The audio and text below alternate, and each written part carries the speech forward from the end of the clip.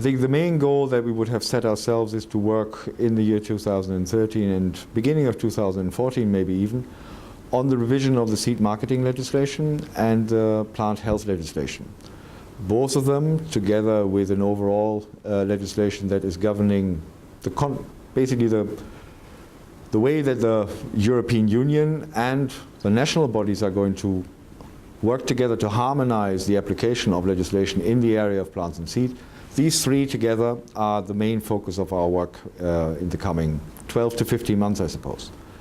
Our main goal or goals in that area are very likely to, on the one hand, maintain the pillars of the existing legislation, which in short could be summarized as identity, quality, and performance. So basically the pillars meaning identity, DUS for plant varieties, so they need to be distinct, uniform, and stable.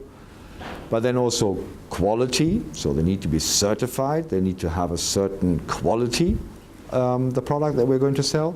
But also then performance, the VCU, where it applies to the agricultural crops. Are these varieties really of a specific use for agriculture? So I think that is the core, if I may say so, of the area of the seed marketing legislation. And in plant health, maybe together with seed marketing, our focus would be on trying to establish the European seed industry as a partner in the administration and in the implementation of the legislative system. And that mainly means, can we work as an industry under official supervision of official bodies in order to carry out tasks that are assigned to the legislation in either seed marketing or plant health. So I would say these are the three major areas of legislation, and these are the two major principles and concepts that we would like to see enshrined in the new legislation.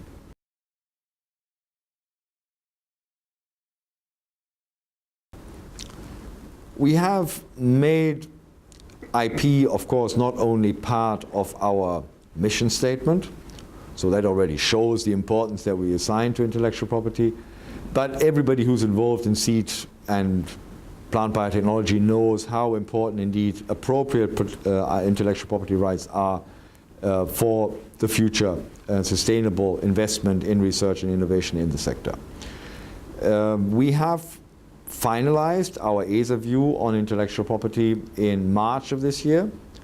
This has also been taken over also by the International Seed Federation in a very similar position, less differentiated and less focused on a specific legislative background like in Europe. But the principles enshrined in the ISF legislation are more or less identical to what we have defined. And we are now basically in the process of trying to implement the things that we would like to see in intellectual property legislation in our sector. In Europe, we currently have two major elements that we are looking at. One is we have a discussion on the establishing of a true European patent. So no longer mutual recognition of national patents, but a true single title, like we have for the community plant variety right. We would have a community patent. So one application, but then coverage for the European Union as a whole. And we try to firmly establish a breeder's exemption in that European patent, which we would find very important, in particular for those countries where the seed sector is not that strong, to argue for such an exemption on a pure national basis. So that's our main focus. This issue is just being discussed between the European Parliament and the Council of Ministers, so meaning member states. And we hope to conclude on this before the end of the year. But there are some overriding issues that are not related to actually the point that we are trying to make, but rather a power struggle between the two institutions that might influence this more than we do with our subject. But the subject as such is now well known and well established as part of the debate. The other part that I would mention is indeed the actual way that courts deal with patent applications, and that they also try to establish where are the limits to patentability. We have had a number of cases on European level where we have tried to define the boundaries of what is still patentable and what is not. We have a Supreme Court, if I may say so, decision for the technologies that are being used, so really what breeding techniques may be patentable and maybe not.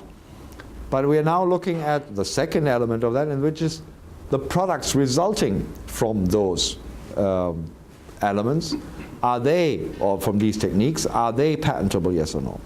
So once we get clarification on those two points, and possibly accompanied with a breeder's exemption in the European patent, then I would say we could confidently say that the vast majority of the ESA position on IP is already implemented. In addition, what we're doing is a couple of administrative issues, meaning trying to improve the transparency. We are setting up a European portal for patent information on plant varieties. That is basically a service that we're trying to establish for the members so that breeders know right from the start whether or not a certain plant variety does carry patented elements, and they can make up their mind whether or not and in what way they're going to work with this material.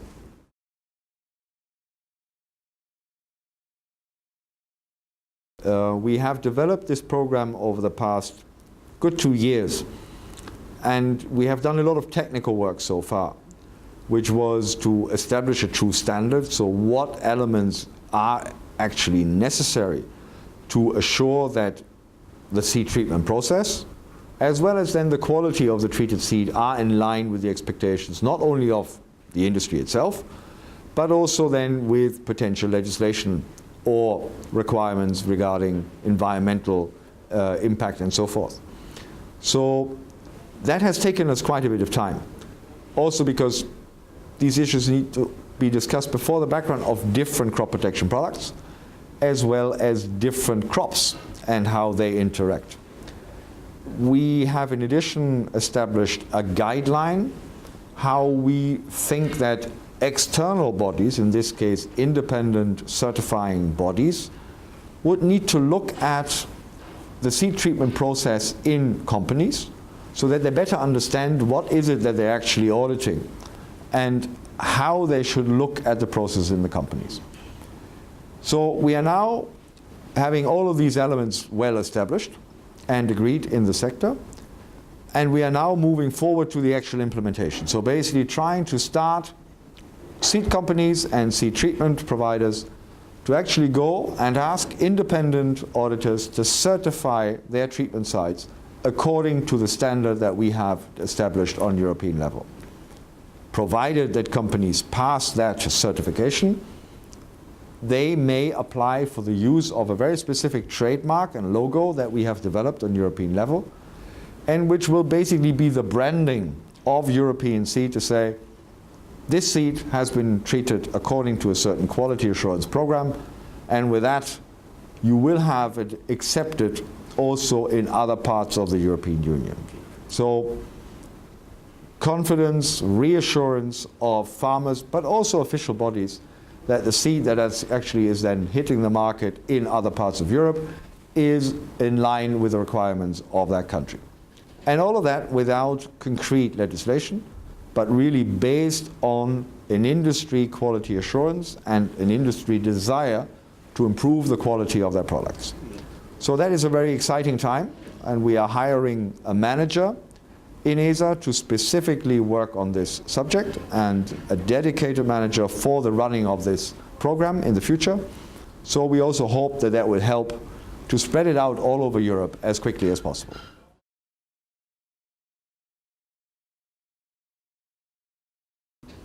My fear is that the answer would be rather negative. The feeling that I have is still that Europe is maybe changing slowly, but we're not there yet. I think even in Europe, which is still, even at times of economic crisis and financial crisis, an area of prosperity and stability. But even in Europe, we're starting to understand a bit better, I think, the challenges that lie ahead of us, as regards issues such as, for example, food security. And based on that, I think there are more and more Europeans that start to develop an understanding that we need to also take our own responsibility in Europe at contributing to food security. Nowadays, Europe is the single largest importer of agricultural products in the world. We are, if we translate it into acreage, we are 45 million hectares short in Europe in order to actually produce what we need to feed our cows, our pigs, our poultry. Now that's roughly the size of Germany. So that's a lot, it's significant. So we do import all of that from other parts of the world, and that is mainly, of course, the Americas. And that is based on the most modern production techniques that these regions have deployed, and that includes biotechnology. So the European position is still, well, it's a hypocrite position, we have to admit that. And I think people start realizing that. So I would say, yes, there is, if I may say so, the wind of change is blowing, but we are not there yet. I don't think we would yet find a majority in Europe really willing and actively supporting the introduction of plant biotech as far as genetic modification is concerned into European agriculture.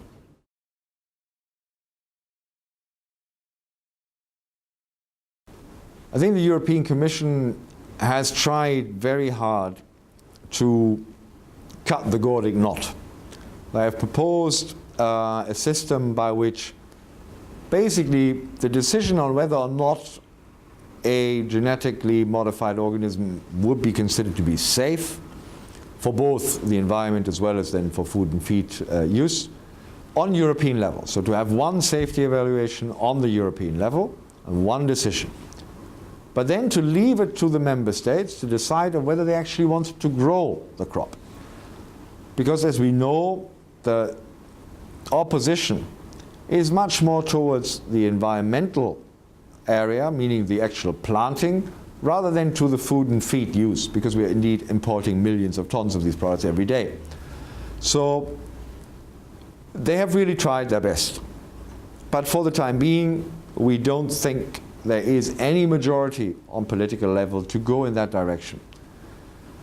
The Commission is also, because of that, now considering to at least have good implementing measures that will help the sectors that are concerned with the differences of application and authorization status between, for example, North and South America and Europe, to actually have practical measures that they can work with. And that is mainly thresholds or tolerance levels that we would establish. For the time being, we only have that for approved GM food and feed products. But we now, for the first time this year, have had it implemented also for what we call low-level presence of feed material.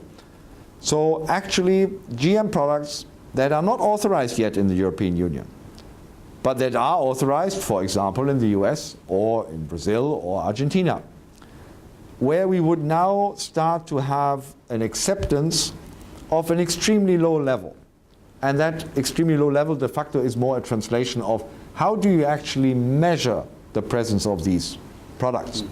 And there's a certain statistical reliability of your tests, so you would know below 0.1% you cannot actually tell whether something is in or not.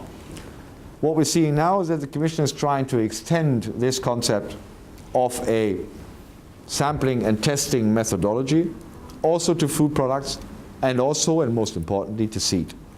So if that would really be the next step, and we are very much supporting the Commission in this, that would be a great step forward, in particular for the European companies, because as you know, we do not have really authorizations for cultivations of GM crops here in Europe.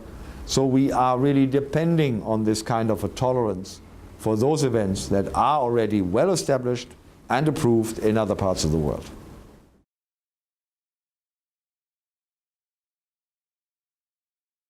But that is indeed our most principal concern, that we have seen a technology or technologies that were to a large extent developed by European researchers, both in public research institutes as well as in private companies. So a lot of investment has gone or did go into the development of these techniques. And in the end, because of the way that we organize the legislation, but also, and I think we have to be fair on that, also maybe the lack of communication from our own sector towards the users of the techniques, but also then towards processors, towards food companies, retailers, we have lost those techniques.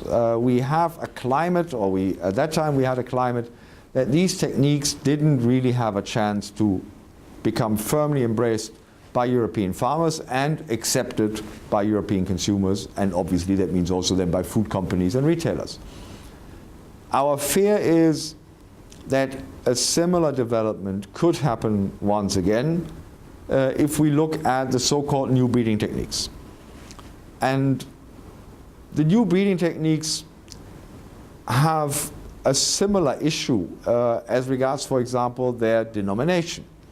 We're talking about things such as cisgenesis or RNIA mutilation. I mean, these things are not easily explained outside of the immediate plant breeding sector. So we have to understand that there is a skeptic public and that there are very careful food processors, retailers and food companies that want to make sure that in the end they don't have products that are not going to be accepted by the consumer. So before that background, I think it's very clear that we need to do a good communication from the side of the industry to make sure that people understand the importance of these new breeding techniques for the European plant breeding innovation, because we want to assure that we also in the future we will develop European products for the European market. And these techniques are decisive for our ability to do so also in the future.